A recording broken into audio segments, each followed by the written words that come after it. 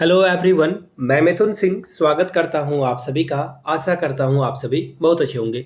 झारखंड शिक्षक पात्रता परीक्षा 2024 के बारे में हम लोग बात करने वाले हैं। देखिए, आप लोगों का एक डाउट था कि सिलेबस को लेकर जो है कोई कंफर्मेशन क्यों नहीं आ रही अभी तक। तो देखिए, मैं कोई ऑफिशियल बैठा हुआ हूँ नहीं, ना ही मैं जेएसएससी का अध्यक्ष हूँ या फिर जैक का अध्यक्ष हूँ कि आपको सही जानकारी दे पाऊँ।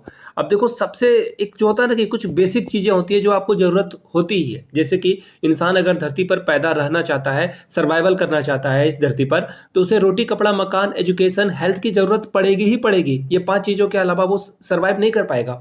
तो उसी तरह से जब भी कोई भी एग्जामिनेशन आता है ना, जब एग्जामिनेशन किसी भी तरह की एग्जामिनेशन आती है, तो सबसे पहले आपको सिलेबस बता दिया जाता है कि आपको पढ़ना क्या है। एग्जामिनेशन में आपसे पूछा क्या क्या जाएगा, किन किन टॉपिक से सवाल बनेंगे।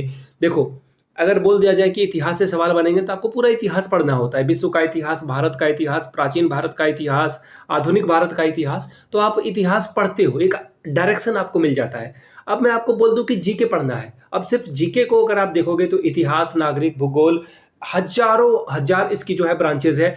किस सेक्टर में आप पढ़ोगे, कंप्यूटर भी इसी में आ जाएगा। तो ऐसे में सरकार को चाहिए या फिर जैक को चाहिए कि ये फटाफट सिलेबस जारी कर दे। अब देखिए, ऐसा है नहीं कि हम लोगों ने कोशिश नहीं करी है। हम लोगों ने दिए गए हेल्पलाइन पे कॉल भी किया, ईमेल भी किया। देखो, मैं नोट्स लिख ही नहीं पा रहा हूँ। मैं आपको ईमानदारी से बता देता हूँ, मैं नोट्स तैयार नहीं कर पा रहा हूँ। क्यों नहीं तैयार कर पा रहा हूँ? क्योंकि इन बेवकूफ़ों की वजह से सिलेबस अभी रिलीज नहीं हुआ है। अब सिलेबस आएगा नहीं तो आप पढ़ोगे क्या? तो देखिए, आपके लिए कुछ जड़ी बूटी मैं आपके लिए लाया हूँ। ऐसा बोलना थोड़ा अजीब सा होता है, ऑकवर्ड सा होता है, ये क्लिकबेट होता है। बट देखिए, जड़ी बूटी ये है कि आप कुछ उन 4 या फिर 5-6 साइंटिस्ट को जरूर पढ़ लें, साइकोलॉजिस्ट को जरूर पढ़ लें। जैसे कि एक प्याजे हो गए, तो प्याजे से क्वेश्चन एग्जामिनेशन में रहेगा ही रहेगा। कोई भी एग्जामिनेशन हो, प्याजे से क्वेश्चन बनता है। प्याजे के बाद आता है वाइगोस्की। वाइगोस्की को अच्छे से पढ़ लीजिए आप।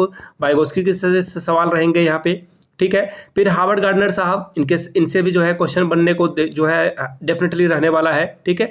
वाइगोस्की, प्याजे, कोहलबर्ग, इन साइंटिस्ट को जरूर पढ़ लें आप, ठीक है। कोहलबर्ग, तो इन सारे साइंटिस्ट को अभी आप पढ़ें फिलहाल के लिए। सीडीपी पढ़ लें। और मैं आपको बता देता हूं कि अगर आप 2012 और 2016 के जेटेट के पेपर को देखोगे तो वहां पे स्पष्ट रूप से आपको आइडिया लग जाएगा, इंग्लिश और हिंदी दोनों में, कि पेडागोजी के भी क्वेश्चन पूछे जाते हैं। पेडागोजी के क्वेश्चन पूछे जाते हैं, एडियम फ्रेजेस से सवाल बनते हैं, एंटोसाइनो से सवाल बनते हैं। तो मैं कल या परसों आपको जो है 50 एडीएम फ्रेजेस के वीडियो बनाकर ला दूंगा, जो कि एग्जामिनेशन में आप अच्छे से सॉल्व कर पाओगे। मॉडल सेट भी मैं आप लोगों के लिए तैयार कर रहा हूं। मैं बहुत काम आप लोगों के लिए कर रहा हूं, बट एक बार बस सिलेबस, वो बोलते हैं ना भगवान, बस एक बार सिलेबस दिला दो और सारा काम मैं खुद से आपके लिए कर दूंगा। तो ये बातें हैं। तो फिलहाल अब देखिए, सरकार या फिर जैक बोर्ड कैसे जो है सिलेबस जारी करती है। अब हमें फिर से मैदान पर उतरना होगा, लोगों को फिर से मैदान पर उतरकर जो है सिलेबस के बारे में। अब देखो ना, ये बड़ा अजीब लग रहा है ना, ऑकवर्ड सी सिचुएशन, कि सिलेबस के लिए लोगों को आंदोलन करना पड़ेगा। झारखंड में इतनी फंडामेंटल चीज़ें नहीं मिल पाएगी क्या? मैं आपको बोलूं, अगर जिंदा रहने के लिए ऑक्सीजन का होना जरूरी है, तो क्या ऑक्सीजन के लिए भी आप नारे लगाओगे, सरकार के विरोध में खड़ा होगे, तब आपको साफ जो है हवा मिलेगी क्या?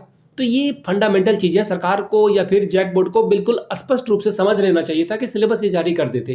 तो फिलहाल आप 16 वाले सिलेबस को ध्यान में रखकर पढ़िए। फिलहाल सीडीपी पढ़िए। सबसे पहली जरूरी चीज़ क्या है? सीडीपी पढ़ लीजिए। सीडीपी में ही आपका जो है काम हो पाएगा। और जो हिंदी, इंग्लिश, खोट्ठा या फिर नागपुरी, पंच परगनिया, जो क्षेत्रीय भाषा है या जनजातीय भाषा है, उसके बारे में सिलेबस ये खुद से निकालेंगे, तभी आप इस पे जो है काम करने की शुरुआत करना। फिलहाल हिस्ट्री, ज्योग्राफी, सिविक्स जिनका है वो अपने अपने सिलेबस को पढ़ें। 9-10 वाले बुक को पढ़ लें। 9-10 का बुक तो डेफिनेटली आएगा ही आएगा। सेम विथ साइंस वाले स्टूडेंट के साथ है, 9-10 के बुक को जरूर आप पढ़ लें। अब देखिए, मामला क्या है वो मैं आपको दिखा देता हूँ। वेट ए मिनट, मैं आपको सबसे पहले एक और जो पेज है वो मैं दिखा देता हूँ। ये तो एक समस्या है ही सिलेबस की।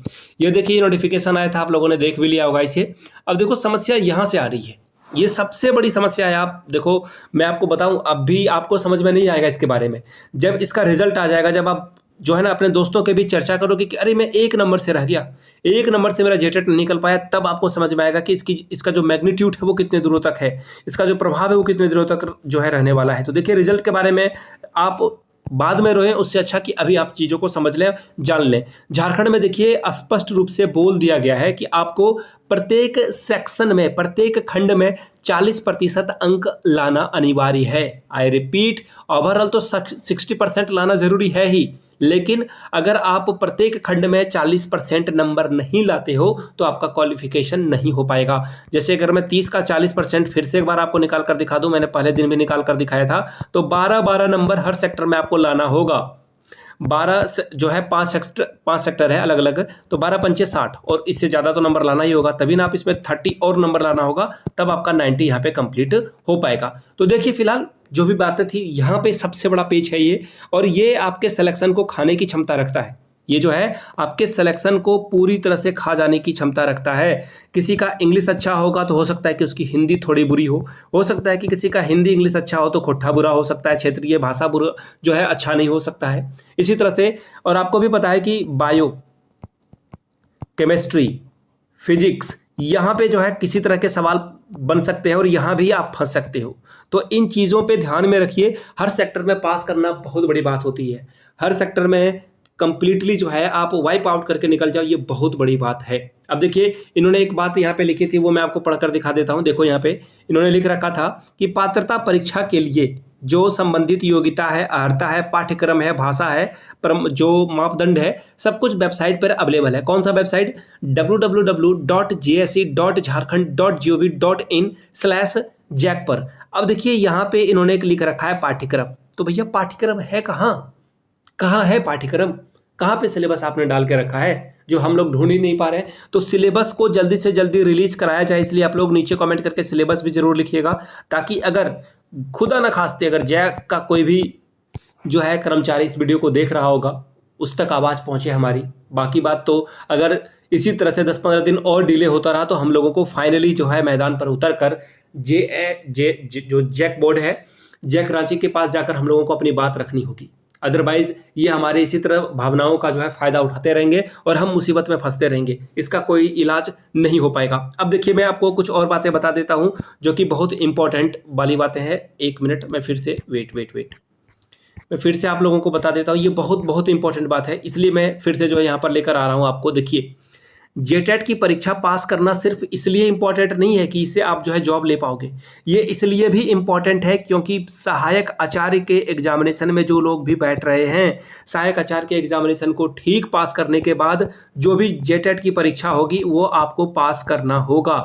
तो ऐसे में अगर आप पहले पास कर लेते हो तो हो सकता है कि हम लोग एक बार सुप्रीम कोर्ट भी चले जाएं। अगर सुप्रीम कोर्ट सीटेट को अगर वैलिड नहीं देता है तो हम लोग बोलेंगे कि हम लोगों के पास जेटेट की भी डिग्री है।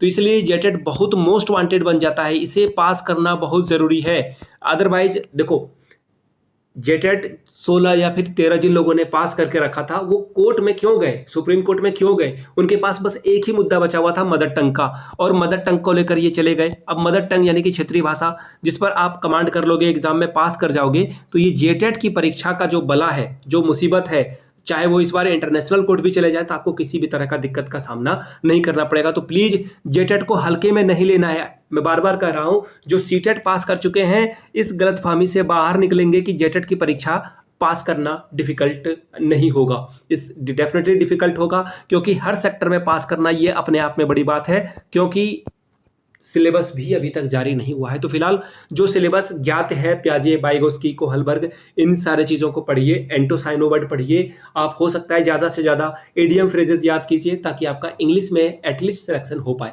बाकी मैं आप लोगों को बीच बीच में गाइड करता रहूँगा।